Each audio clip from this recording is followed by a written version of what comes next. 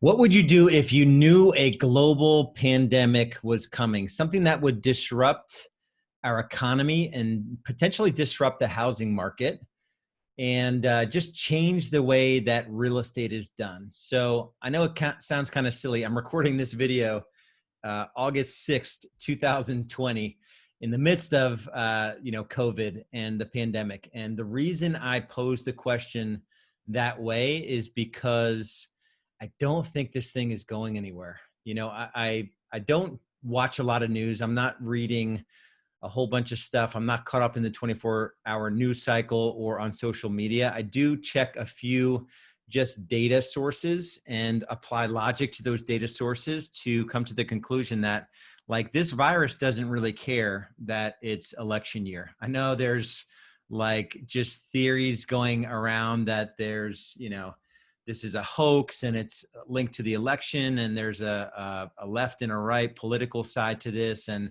there could be. I don't really get involved in politics. I don't think, this is going to sound horrible. I just don't think the leader of our country has much of an impact on much in my life. I do everything I can to wake up every morning, do my best work, be the best husband I can, the best father, the best, business person, and glorify God in everything I do. That's kind of just my deal. And I don't do it. I just don't do media and all of that stuff. So what if you actually knew something was gonna impact the flow of our economy and cause unemployment, like reset everything right now? What moves would you make in your business to sort of prepare yourself for something like that, like this? And the reason I ask is because we are in what I think is a period of, a little bit of a calm before the storm.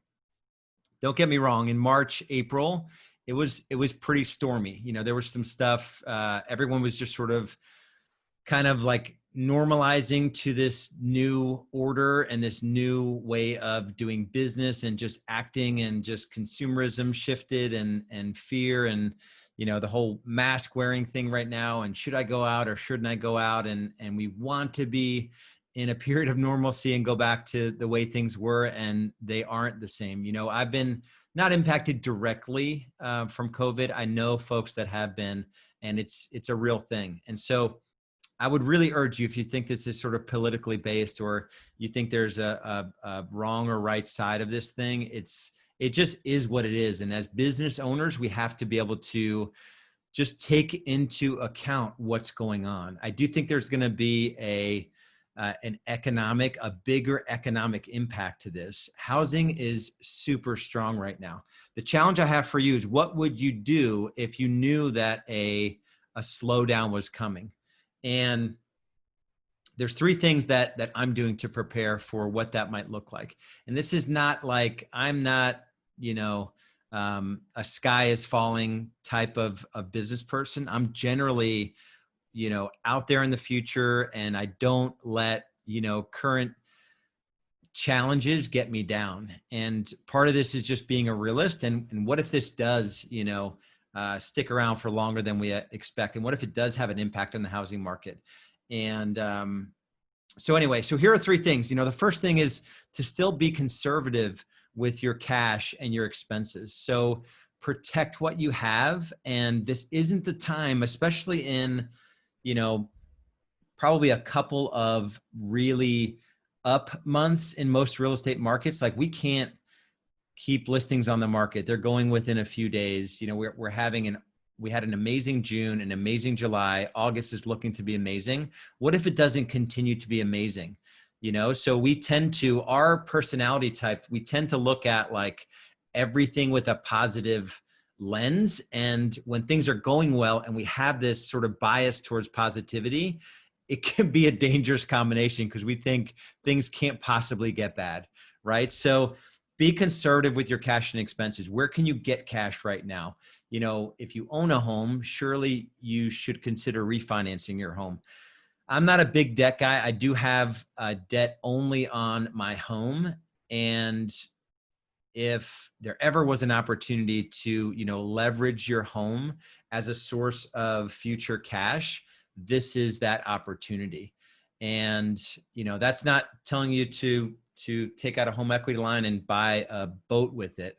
It's just, now is the time where you want to have cash.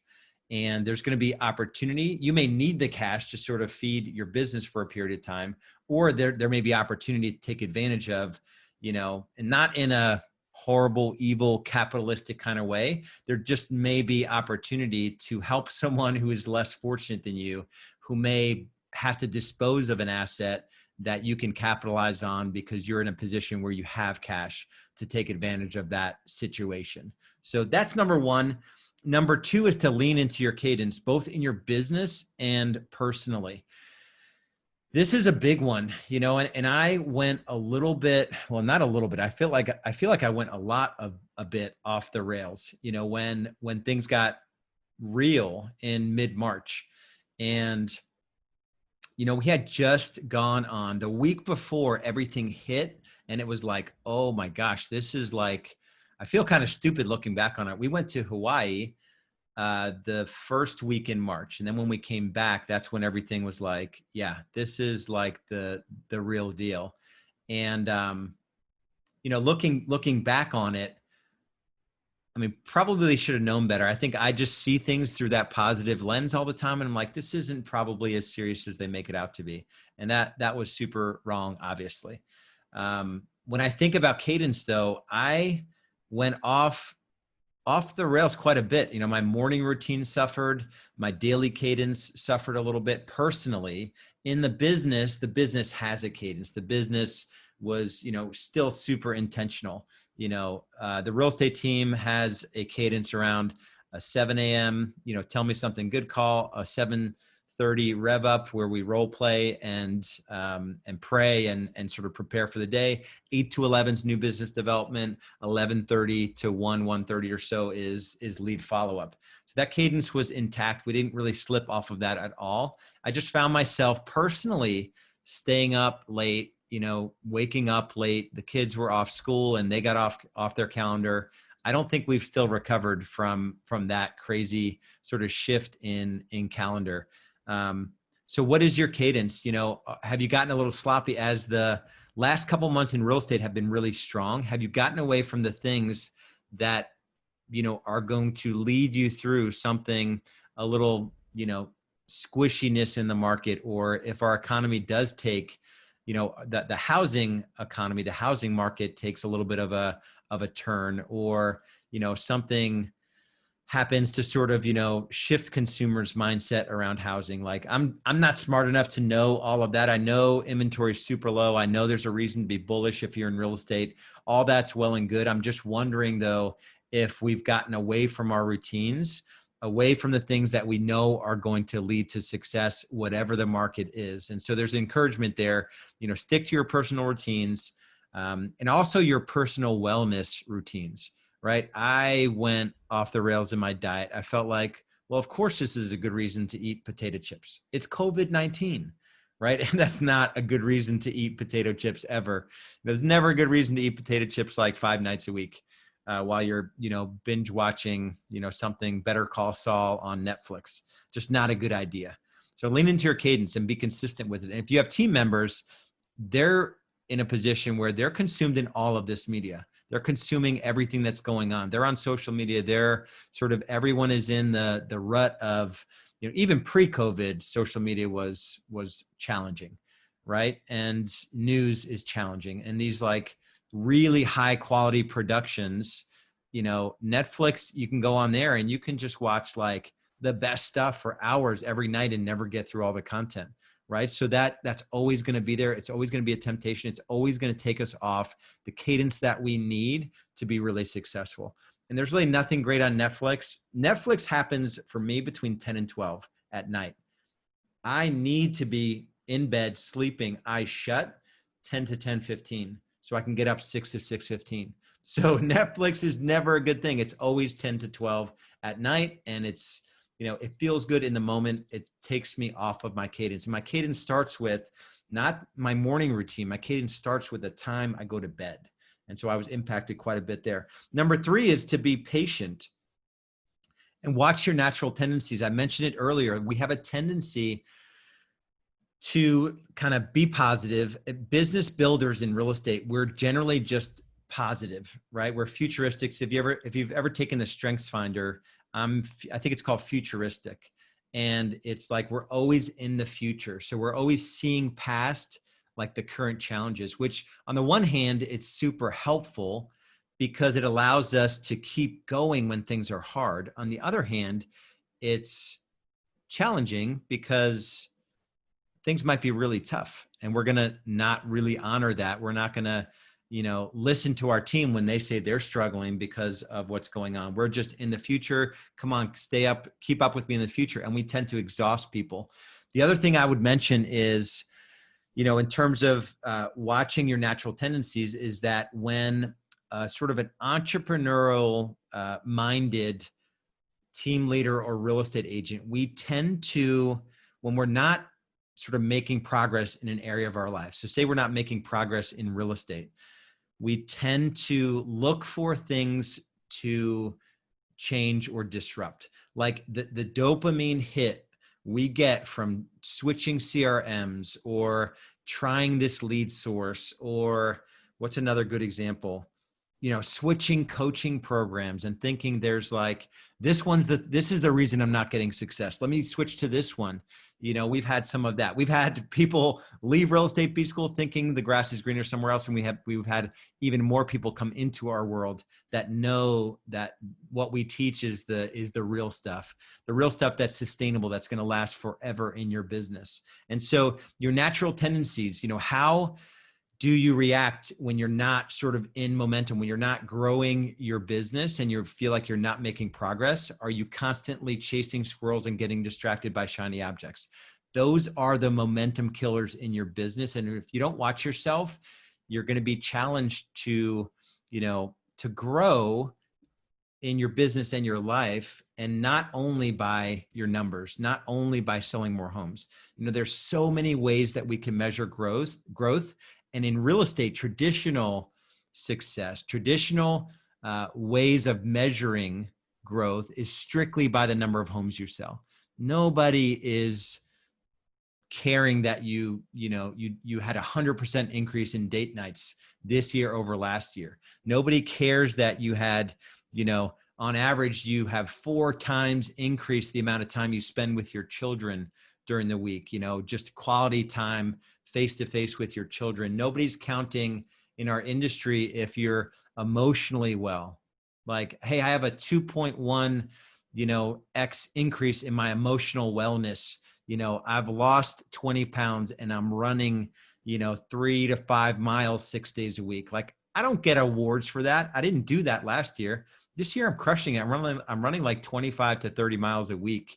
And it's like my therapy, just getting out of my neighborhood is a 1.22 mile loop. And I'll do 4 loops of my neighborhood, like 5 to 6 times a week. I never did that before. But do I get credit for it? Will our real estate team sell less homes this year than last year? Yeah. Have I grown this year compared to last year? 100%. Because physically, I'm in an amazing shape. My relationships with my children and my spouse are stronger than ever. I just signed up for seminary to get my Master's of Divinity, and I'll be starting that this month. That's something I didn't do last year, but my real estate team is going to sell less houses, so I haven't grown, right? So just be careful. Your natural tendency is to measure growth by number of homes you sell. What if you measured it on different things, in your business and also outside your business? What if you measured it on the number of systems you implemented in your business, right? All these core systems that we teach in Real Estate B School, some of our members, we encourage them, maybe this isn't the year you increase your units because you don't have a foundation in your business. Your database is complete crap. You don't have a consultation, like a sales process for buyers or sellers.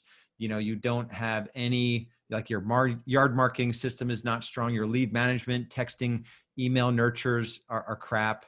You don't have an agent onboarding system or a recruiting system. Like, let's measure growth in the number of like foundational systems you install this year. And so our natural tendency is only to measure it by number of homes we sell. And it's not even to measure it by the number of dollars we have in the bank, our net worth. Ironically, Nobody talks about that either. That's a whole nother episode I won't get into today. And so challenge yourself just to think of this, be conservative with cash and expenses. This isn't the time to chase squirrels and get distracted by shiny objects. Lean into your cadence, both personally and professionally, that new business development cadence, the lead follow-up cadence, and the cadence with, building out systems in your business. And then lastly, to be patient and watch your natural tendencies. And I guess the fourth was, just be careful how you measure growth. That would probably be the fourth, since I soapboxed on that a little bit. So much love and respect. We'll talk to you soon. Oh, I almost forgot. If you're at the point in your journey where you just know you need someone to come into your world that can help you navigate not only shifting markets, but there's so many things that are shifting right now for service providers. We've got consumer shift, technology shift, the business model shift with iBuyers, and then just the economic shift that we talked about today. If you need someone to come into your world and come alongside you and come up with a really clear 3-year vision, break that down into 1-year plan, 90 days, weeks, days, just map this whole thing out and get you on a really clear plan to be time and money free. That is the thing we work on and we do the best in Real Estate B School. There should be an action item here, a button where you can opt in for a free business growth strategy session. It's just a conversation with one of our coaches to see where you're at in your journey and what your next step is. And if we can help you, great. If we can't, it is a free coaching session. So make sure you take action on that, and we'll talk to you soon.